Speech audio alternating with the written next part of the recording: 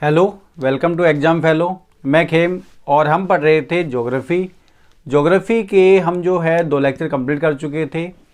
सौरमंडल के बारे में हमने उसमें पढ़ा। पहले लेक्चर के अंदर हमने सौरमंडल की प्रमुख विशेषताएं, साथ साथ में जो है सूर्य की प्रमुख विशेषताएं और उसका इंटरनल और आउटर स्ट्रक्चर जो है किस प्रकार का है वो हमने अध्ययन किया। दूसरे लेक्चर के अंदर हमने जो है वो पढ़ा कि जो हमारे 8 ग्रह हैं सौरमंडल के, उसकी प्रमुख विशेषताएं वो हमने समझी कि उसकी क्या क्या विशेषताएं हैं और वो जो है सारे ग्रहों की अपनी अपनी एक अलग अलग विशेषताएं हैं, वो हमने डिस्कस करा। अगर आप ये दोनों लेक्चर देखना चाहते हैं तो डिस्क्रिप्शन के अंदर मैं इसका लिंक दे दूंगा, वो आप देख सकते हैं, और नहीं तो फिर जो है आप प्लेलिस्ट में जाके वो लेक्चर आप देख सकते हैं। तो आज हम जो है सौरमंडल के ही कुछ और हमारे खगोलीय पिंड रह गए थे, जो कि हमारा क्षुद्र ग्रह, साथ साथ जो है धूमकेतु और उल्का पिंड, ये आज हम इसको डिस्कस करने वाले हैं। तो देर न करते आइए हम शुरू करते हैं क्षुद्र ग्रह के बारे में। क्षुद्र ग्रह जिसे जो है एस्ट्रॉयड कहा जाता है, ये क्षुद्र ग्रह होते क्या हैं? तो सबसे पहले हम थोड़ा समझते हैं क्षुद्र ग्रह की स्थिति कि क्षुद्र ग्रह जो है कहाँ पर पाए जाते हैं। जैसे ये जो है हमारा सूर्य है, सूर्य के चारों तरफ हमारे 8 ग्रह चक्कर लगा रहे हैं। तो पहला जो ग्रह है वो हमारा बुध है, उसके बाद दूसरा शुक्र, फिर उसके बाद है हमारा पृथ्वी, पृथ्वी के बाद हमारा चौथा ग्रह है मंगल, मंगल ग्रह के बाद है हमारा बृहस्पति, बृहस्पति ग्रह के बाद है हमारा शनि, शनि के बाद है हमारा यूरेनस यानी अरुण, और उसके बाद है हमारा वरुण या नेपच्यून जो हो गया वो है। ये हमारे 8 ग्रह थे। तो यहाँ पर मंगल ग्रह और बृहस्पति ग्रह के बीच में इस प्रकार के जो हैं छोटे छोटे ग्रहाणुओं की एक श्रृंखला है, एक पेटी है। ये ही हमारे कहलाते हैं क्षुद्र ग्रह, यानी कि मंगल और बृहस्पति के बीच में। अब ये क्षुद्र ग्रह जो हैं ये बने किससे हैं? क्षुद्र ग्रह जो हैं ये हमारे ग्रह के टुकड़े हैं। ग्रह के टुकड़े कैसे? यानी पहले जो है, पहले कभी एक ग्रह रहा होगा, तो उसमें विखंडन होने के बाद टूटने के बाद में उसके टुकड़े हैं वो इस क्षेत्र में जो है वो घूम रहे हैं चारों तरफ, जिसे हम क्षुद्र ग्रह का नाम देते हैं। इनकी अगर हम संख्या देखें तो टोटल इनकी संख्या लगभग जो है 1500 बताई जाती है। तो 1500 जो है हमारे क्षुद्र ग्रह हैं, जो कि मंगल से बृहस्पति के बीच में घूम रहे हैं। थोड़े बहुत कम या ज़्यादा हो सकते हैं। एक आइडियल है कि 15 जो है ये हमारे 1500 ये क्षुद्र ग्रहों की संख्या है। इनकी अगर हम आकार को देखें तो इनका आकार जो है वो हमारा अलग अलग रूप में पाया जाता है। काफ़ी तो जो है छोटे आकार के और काफ़ी हमारे बड़े आकार के भी हैं। तो इसका जो है वो सबसे अधिक, अगर व्यास की बात करें तो सबसे अधिक जो व्यास है वो हमारा है 913 किलोमीटर, ये अधिकतम व्यास है। और वही अगर न्यूनतम व्यास की बात करें तो न्यूनतम जो व्यास है वो हमारा अधिकांश जो क्षुद्र ग्रह हैं उनका लगभग 1 किलोमीटर उनका व्यास बताया जाता है। वही एक हमारा क्षुद्र ग्रह है जिसे हम कहते हैं सीरस। सीरस जो क्षुद्र ग्रह है ये सबसे बड़ा क्षुद्र ग्रह अब तक का ज्ञात माना जाता है, और इसका जो है व्यास हमारा वो है 800 किलोमीटर। तो ये हमारा क्षुद्र ग्रह का व्यास है, यानी कि ये सबसे ज़्यादा इम्पॉर्टेंट है हमारा सीरस, जो कि 800 किलोमीटर का व्यास है और सौरमंडल का सबसे बड़ा क्षुद्र ग्रह है। इस ग्रह को एक नाम भी देते हैं क्षुद्र ग्रह को, जिसे हम कहते हैं फ्लाइंग माउंटेन कहा जाता है, क्योंकि ये जो है हमें पर्वत की तरह दिखाई देते हैं देखने में, क्योंकि ये बिल्कुल गोल ना होके थोड़े से इसकी संरचना उबड़ खाबड़ है, एक पर्वत की संरचना होती है। तो हमें देखने में दिखाई देता है कि जैसे पर्वत जो है वो आसमान में उड़ रहे हों, तो इसलिए जो है इसे फ्लाइंग माउंटेन भी कहा जाता है। अगर हिंदी में हम देखें तो उड़ियन पर्वत इसको हम कहते हैं, तो उड़ियन पर्वत भी इसको कहा जाता है। तो ये हमारे कुछ क्षुद्र ग्रह थे जिनकी कुछ विशेषता थी। सबसे इम्पॉर्टेंट ये कहाँ पाए जाते हैं? सौरमंडल में मंगल ग्रह और बृहस्पति ग्रह के बीच में पाए जाते हैं। इनकी संख्या लगभग जो है 1500 है और ये हमारे ग्रहों के टुकड़े हैं जिन्हें फ्लाइंग माउंटेन भी कहते हैं। और सबसे बड़ा जो क्षुद्र ग्रह है वो सीरियस क्षुद्र ग्रह है जो कि 800 किलोमीटर का व्यास है। तो ये हमारे जो हैं कुछ थे हमारे एस्ट्रॉयड की कुछ प्रमुख विशेषताएं जो हमने क्षुद्र ग्रह जो है के रूप में हमने पढ़ी। इसके बाद नेक्स्ट है हमारा धूमकेतु। तो धूमकेतु जो है ये भी एक हमारे खगोलीय पिंड है, लेकिन धूमकेतु की जो एक इसका जो एक परिधि यानी घूमने का जो एक तरह का एक दायरा है वो थोड़ा सा इसका अलग है।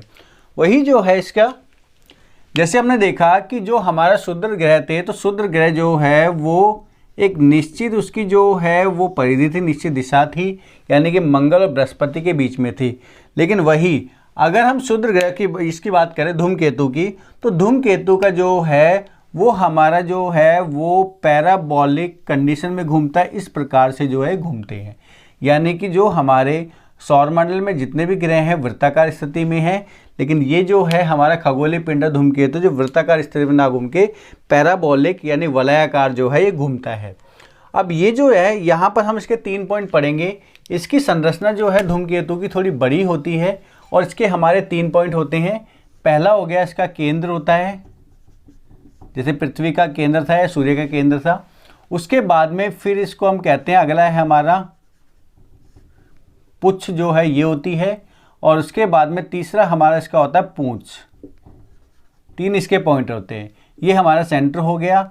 इसके अलावा पुंछ जो है इसको हम बोलते हैं कोमा, और उसके बाद पूंछ जो है ये होगी हमारी टैल। तो ये हमारे जो है 3 इसकी संरचना है। अब 3 संरचना किस प्रकार की है, ये हमारा जो है जैसे केंद्र हो गया, उसके बाद में इसके चारों तरफ ये हमारा जो है वो कोमा होता है जिसको हम कहते हैं पुंछ कहते हैं, और उसके बाद में इस प्रकार की जो है गैस जो है इसके अंदर दिखाई देती है जिसे हम कहते हैं पूंछ कहते हैं। तो इसको और हम थोड़ा विस्तार समझते हैं कि जैसे मान लो सूर्य है तो इसकी जो परिधि है वो हमारी प्लूटो से भी बाहर की ओर निकल जाती है। जैसे एक मिनट, सूर्य के चारों ओर हमारे सारे ग्रह चक्कर लगा रहे हैं, तो ये हमारी ये जो हमारी जो है कक्षा है ये शनि की कक्षा है। तो ये शनि की जो कक्षा है और शनि की कक्षा में जैसे ये प्रवेश करता है, शनि की कक्षा में जैसे ही प्रवेश करेगा तो यहाँ पर प्रवेश करने के बाद में इसमें होता क्या है, इस प्रकार जो है इसमें जो उपस्थित जो हमारी गैसें हैं वो जलने लगती है। अब इसका मिश्रण अगर किस प्रकार का है पहले हमें ये समझना है। तो यहाँ पर जो इसका पुंछ है वो हमारा जो है एक तरह का जो है यहाँ पर जिसे कहते हैं यानी कि एक तरह का मैला या फिर कहते हैं गंदा जो है एक हिम के गोले के रूप में पाया जाता है। जैसे बर्फ़ का कोई गोला है और वो थोड़ा सा मैले कुचला होता है उस प्रकार से होता है। और ये जो हिम का गोला है इसमें जो है ये हमारे कुछ जमी हुई गैस इसमें पाई जाती है, जमी हुई गैस होती है। मैं लिख देता हूँ यहाँ पर क्या होता है, इसमें जमी हुई गैस पाई जाती है। ठीक है, जमी हुई गैस के बाद में क्या नाम है, लोह पदार्थ पाए जाते हैं। ठीक है, ये हमारे जो है तत्व इसके अंदर पाए जाते हैं। और जब ये सूर्य के पास में आता है और सूर्य के पास में आने के बाद में इसमें जो हमारे जो जमी हुई गैस होती है और इसके अलावा जो हिम पदार्थ होते हैं वो हमारे जो हैं वो जलने लगते हैं। और जलने के बाद जो है ये हमारे इस प्रकार से पूंछ की तरह हमें दिखाई देते हैं पीछे को। तो इसके बाद में जैसे जैसे सूर्य के पास में आता है वैसे वैसे इसकी जो है वो पूंछ की लंबाई जो है इसकी लंबी बड़ी होती जाती है। और ये हमारे जो है इस प्रकार से हमें ये दिखाई देते हैं कि जैसे इसकी जो है वो हमें किसी जो है तारा है या फिर कोई जो है पिंड है उसकी हमें पूंछ जो है दिखाई दे रही है, यानी कि ये तो जलती हुई दिखाई देती है। तो यहाँ पर जो है ये हमारा केंद्र है। केंद्र की अगर हम बात करें मोटाई जो है वो लगभग 100 मीटर से लेकर 40 किलोमीटर मोटी इसकी जो है केंद्र की मोटाई है। उसके बाद में इसका जो मेन पार्ट है जिसको हम कहते हैं कोमा कहते हैं या पुंज कहते हैं, ये हमारा इसका आकार यानी कि जो है काफ़ी सारे आकार काफ़ी सारे जो हैं जो हमारे पुंज होते हैं वो तो बृहस्पति के जैसे आकार के होते हैं और काफ़ी सारे जो हैं वो सूर्य के आकार के। तो कह सकते हैं सूर्य से बृहस्पति के आकार के, यानी कि इनका आकार जो है सूर्य से लेकर बृहस्पति के आकार तक होता है। और इसकी पूंछ की लंबाई की बात करें तो पूंछ की इसकी लंबाई है 160 मिलियन किलोमीटर तक इसकी जो है पूंछ की लंबाई देखी गई है। तो यानी कि अगर देखें तो इसका जो है आकार काफ़ी बड़ा होता है, विस्तृत होता है। और ये जो है इसकी पूंछ जो है वो हमारी लगभग जो है लाखों किलोमीटर लंबी जो है इसकी पूंछ हो जाती है। अब ये जो धूमकेतु है जिसको हम जो है कॉमेट कहते हैं या इसको एक नाम और देते हैं, इसको कहते हैं पुच्छल तारा। पुच्छल तारा इसलिए कहते हैं क्योंकि ये जो है हमें पूंछ की तरह दिखाई देता है, तो इसलिए इसको पुच्छल तारा भी कहा जाता है। तो ये जो है हमारे जो है पूरे इसकी संरचना थी जो मैंने आपको बताई धूमकेतु की। अब ये जो है जैसे जैसे वलयाकार घूमता है, जब ये पास आता है तो उसमें गैस जलने लगती है और गैस जल के जो है वो दूर तक हमारी पूंछ बन जाती है। लेकिन जब ये शनि की परिधि से बाहर हो जाता है यानी कि जो है सूर्य से दूर चले जाता है, तो इसमें जो होती है वो पूंछ जो होती है वो धीरे धीरे लुप्त हो जाती है, गैस जो होती है वो जल जाती है और हमेशा के लिए वो पूंछ जो है वो ख़त्म हो जाती है। और उसके बाद जो है जब ये दूर चले जाता है तो दोबारा से ठोस पिंड के रूप में जम जाता है और इस प्रकार में जो है वलयाकार स्थिति में जो है ये पैराबोलिक स्थिति में घूमता रहता है जो कंडीशन में, और दोबारा से जब सूर्य के पास में आता है दोबारा वही संरचना होती है और बार बार ये इस प्रकार की जो है वो अपनी कक्षा में घूमता रहता है। और घूमने के बाद में धीरे धीरे ये जो है उसका आकार छोटा होता जाता है क्योंकि उसमें जो गैस होती है उसके अलावा जो होते हैं हमारे ठोस पिंड होते हैं वो जो है वो गैस के रूप में जो है कन्वर्ट हो जाते हैं, जल जाते हैं। बाकी जो कई चक्कर लगाने के बाद ये बताया जाता है कि लगभग 100 चक्कर लगाने के बाद में अधिकांश जो हमारे धूमकेतु होती हैं वो हमारे जो होती हैं वो नष्ट हो जाते हैं, वो जल जाते हैं। अब जो है सबसे फेमस जो हमारा एक सबसे फेमस धूमकेतु है उसे हम कहते हैं हैली धूमकेतु।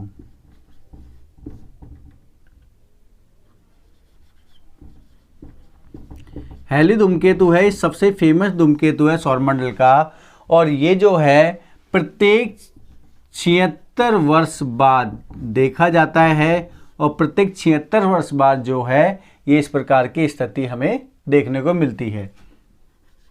और सबसे पहले सर्वप्रथम जो देखा गया था तो सबसे पहले ये जो है वो हमारा 260 ईसा पूर्व, तो 260 ईसा पूर्व जो है इस हैली धूमकेतु को 240 ईसा पूर्व इस हैली धूमकेतु को सबसे पहले देखा गया था। उसके बाद में प्रत्येक 76 वर्ष बाद जो है इसको देखा जाता है। तो ये हमारा जो है पूरा धूमकेतु का स्ट्रक्चर और धूमकेतु क्या होते हैं और कहाँ कहाँ पर जो है किस प्रकार की संरचना है हमारी, ये हमने इसके अंदर पढ़ा। तो नेक्स्ट जो अब हम पढ़ना है वो हम उल्का के बारे में पढ़ेंगे, एस्ट्रॉयड के बारे में कि उल्का क्या होते हैं, उल्का पिंड क्या होते हैं।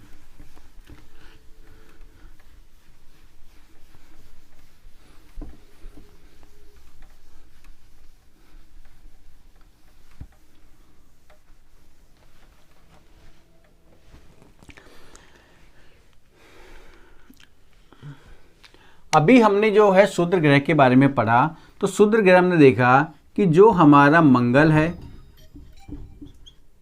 और बृहस्पति जो है इसके बीच में जो है शूद्र ग्रह के कुछ जो है हमारे छोटे छोटे जो है ग्रहाणु हैं जो कि एक पेटी के रूप में घूम रहे हैं और ये जो है यहाँ पर मंगल से पहले जो है हमारी पृथ्वी है। तो इस प्रकार की संरचना हमने देखी। तो क्या होता है कि हमारे उल्का पिंड है, उल्का होते हैं हमारे स्वतंत्र रूप से घूमते हुए वो पिंड जिनकी कोई निश्चित परिधि या निश्चित कक्षा नहीं होती, वो कहीं पर भी अपनी मर्जी से घूमते रहते हैं, उनका कोई बाउंडेशन नहीं होती। तो ये जो है हमारे जो क्या नाम है ब्रह्मांड में घूम रहे हैं और जब भी किसी ग्रह टकराते हैं तो बहुत बड़ी तबाही लेके आते हैं। तो ऐसी स्थिति जो है हमारी वो कहलाती है उल्का।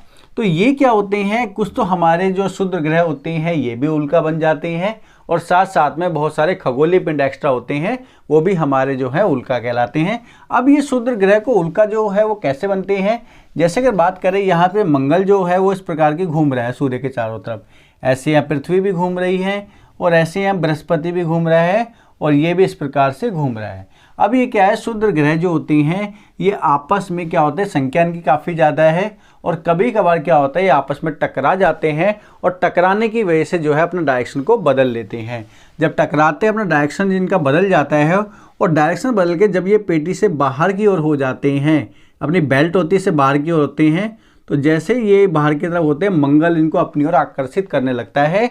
लेकिन हम देखते हैं कि मंगल भी अपनी जगह स्थिर नहीं है, मंगल भी सूर्य के चारों ओर चक्कर लगा रहा है, जो मास है चक्कर लगा रहा है, तो वो क्या होता है कई बार आगे की ओर निकल जा रहा है, इस प्रकार से चक्कर लगा रहा है और वो आगे की ओर निकल जाता है और निकलने की वजह से जो है क्या होता है कि यहाँ पर मान लो ये मंगल आ गया, पहले यहाँ था और यहाँ पे आने के बाद में स्थिति क्या होती है कि ये यहाँ तक पहुँच जाता है, लेकिन मंगल ग्रह आगे निकलने की वजह से ये पृथ्वी की ओर आकर्षित होता है और पृथ्वी की जो है ये वायुमंडल में प्रवेश करता है, परिधि में प्रवेश करता है। इसकी वजह से जो है फिर यहाँ पर आके वायुमंडल में जैसे वो प्रवेश करता है पृथ्वी के, तो ये क्या घर्षण होता है, घर्षण के बाद जो है वो जलने लगता है, जिससे हम बोलते हैं उल्का कहते हैं। तो ये क्या होता है कई बार क्षुद्र ग्रह से भी होते हैं, लेकिन ज़रूरी नहीं है कि क्षुद्र ग्रह के जो हैं जो हमारे टुकड़े हैं वही हमारे जो है वो उल्का हो, तो ये तो एक कारण है ही। लेकिन कई बार क्या होता है कि ब्रह्मांड में और भी जो है कुछ पिंड हमारे घूम रहे हैं, वो आके अगर मान लो कि पृथ्वी जो हमारी पृथ्वी है, पृथ्वी के वायुमंडल में जो है वो प्रवेश करते हैं और प्रवेश करने के बाद जो है वो हमारे ऊपर ही जल जाते हैं, क्योंकि उनमें बहुत ज़्यादा घर्षण होता है। वायुमंडल जो होते कवच का काम करती है पृथ्वी पर, जो कि हमारे काफ़ी सारे उल्काओं से बचाती है।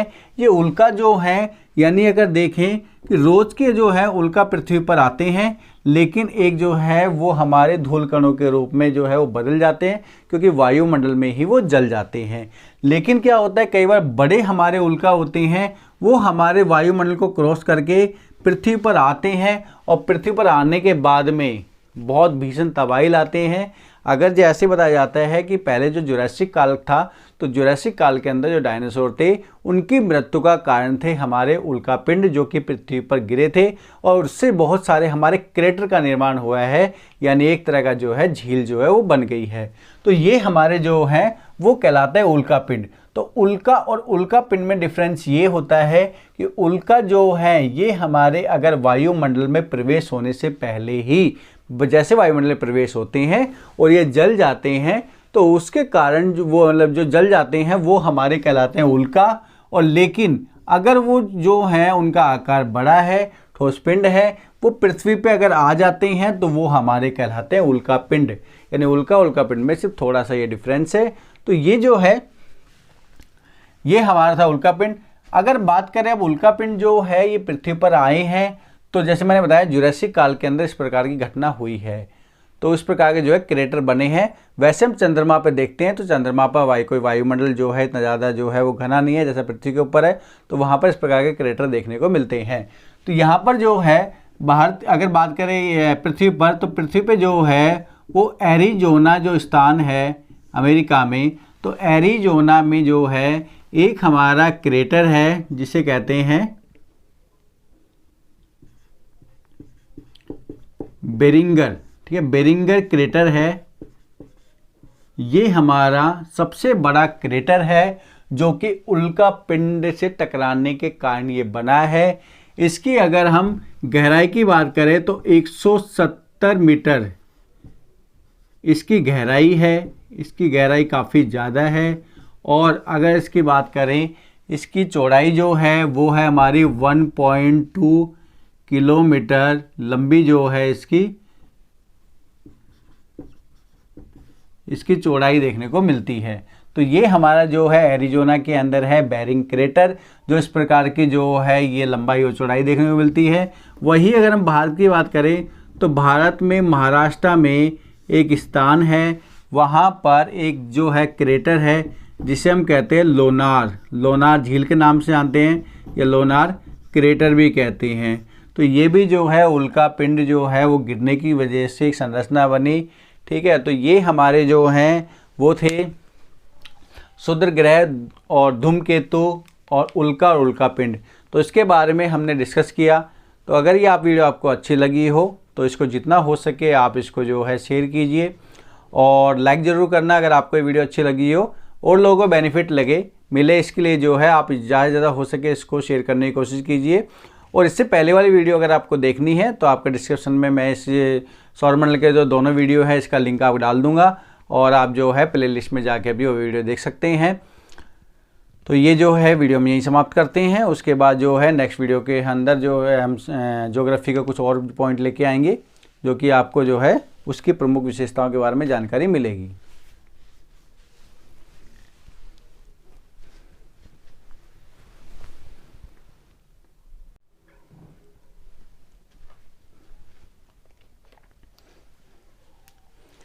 यहाँ पर जो है एक पॉइंट और रह गया था कि जो है हमारा उल्का पिंड जो है जब ये आके पृथ्वी पर आते हैं और आने के बाद में जब ये पृथ्वी वायुमंडल में प्रवेश करते हैं, प्रवेश करने से पहले जो जल जाते हैं तो हमें जो है वो दिखाई देता है कि एक जो है कोई तारा जैसे टूट रहा है, क्योंकि उसमें जो है एक चमक निकलती है कि जो घर्षण करता है तो अग्नि उत्पन्न होती है और इसलिए जो है इसको हम कहते हैं टूटता हुआ तारा कहते हैं। ठीक है, तो टूटता हुआ तारा भी कहा जाता है जिसे हम कहते हैं शूटिंग स्टार। शूटिंग स्टार भी हम कहते हैं। तो ये आता है टूटता हुआ तारा किसे कहते हैं, तो टूटता हुआ तारा जो है हम जो है मेटेओर्स को या फिर उल्का को कहते हैं। अगर ये वीडियो आपको अच्छी लगी हो तो ज़्यादा से ज़्यादा इसको शेयर कीजिए, क्योंकि मुझे लगता है कि ये मैंने कोशिश करी है कि यहाँ पर जो है वो सारे इसके इंपॉर्टेंट पॉइंट डाल सकूँ जिसमें आपको जो है और जगह देखने की आवश्यकता ना पड़े। तो अगर जो है आपको इसमें कुछ लग रहा है कि मेरे बेनिफिट वाली चीज़ें हैं तो आप वीडियो को पूरा देखिए और साथ साथ जो है इसको आप लाइक ज़रूर कीजिए और जिन्होंने इसको सब्सक्राइब नहीं किया है वो इस चैनल को सब्सक्राइब कीजिए